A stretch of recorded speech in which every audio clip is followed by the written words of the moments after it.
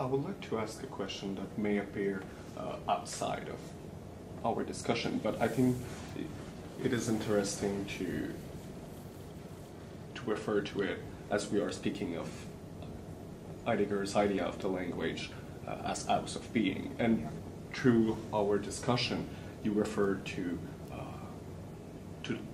a kind of translation of our own mutilation or psychic repression, as well as the technological consciousness, which translate in language. So I'm thinking to your seminar, Bodies and Power, and you have often suggested that the language of the vampire, the undead, and the zombie best fits the grammar of our subjectivity in our actual time. So I would like to hear about what you mean by this generative dimension of the uncanny. What are the implications of this form of imaging and discursive unconsciousness? Yeah, no, that's pretty, yeah. Well, because the immense popular fascination with the vampire, with the language of the undead, with the zombie, I think are psychic prefigurations of a technological change that we're living through and that we experience at this time. I mean, the dominant technological move of our time is first the emergence of genetic biology with its possible redesign of the human body, redesign of basically the code principles of the human species itself, together with digital technology. So on the one hand, we have really transhumanism has a language finally. It has actually a technical prosthetic language of ability. You can have the possibility of redesigning human evolution in the biological flesh. It's, that's the ethical technological move which is going on. And finally, it's mobilized by the immense triumph, seemingly everywhere, of digital culture.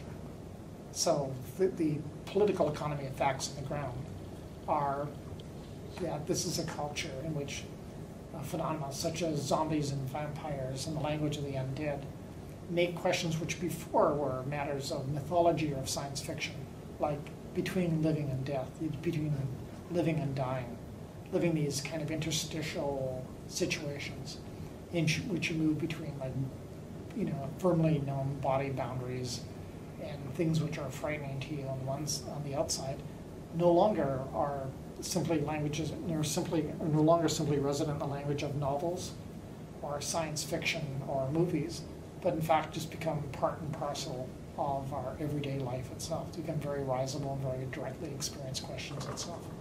So that's why I would account for the fascination, besides their own fascinating quality, why I would speak about the real immense popular fascination with this.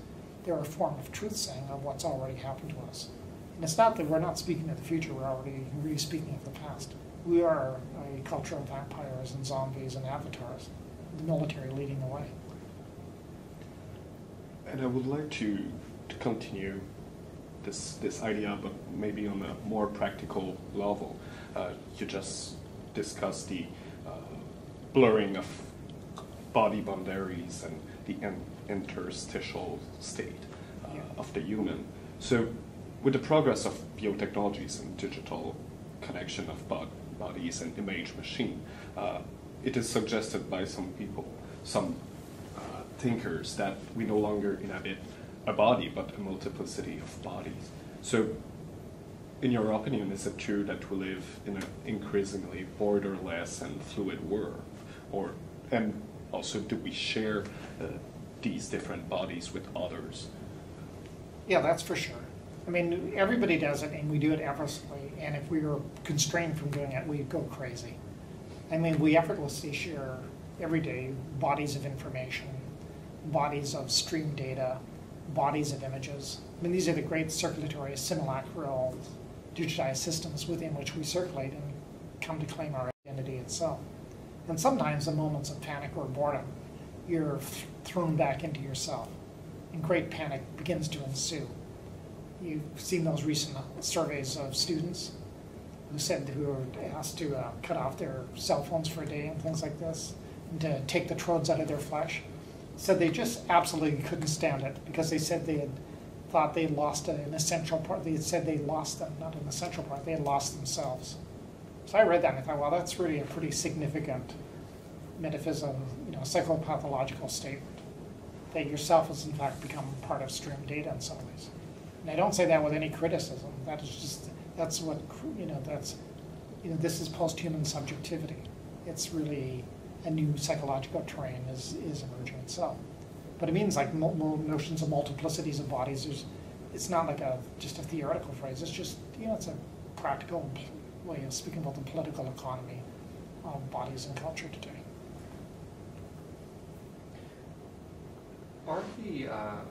Are we, both the we in the academic sense and the we in the sense of the people who are immersed in technology and really cannot help but live with the blood roots in our flesh, are we passive or active nihilists in the G sense of the term?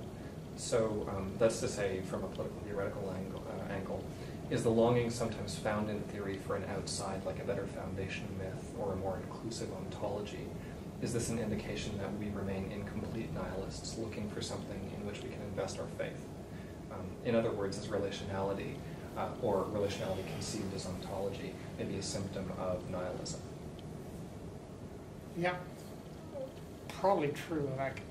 I don't know if I want to speak about academics in general or specifically, but of the life of the mind. Sometimes you have breakdowns of the life of mind and it seeks to find fast exits. Nostalgia is one of the big exits on the fast freeway that we're traveling down right now. And there's lots of nostalgia around. I mean, we've seen immense, this past decade has seen an immense cultural retrenchment, a real counter-revolution based on nostalgia. I mean, formalism has made its way back into the academia through English's revival of the original novel and stuff, the original reading of the novel's text. Political sciences fetishizes questions of sovereignty and questions of exception, questions of real value itself, questions of of economy itself take root in very traditional forms of political economy. All of these are just the nostalgia exit, and it's forms of passive nihilism in some ways.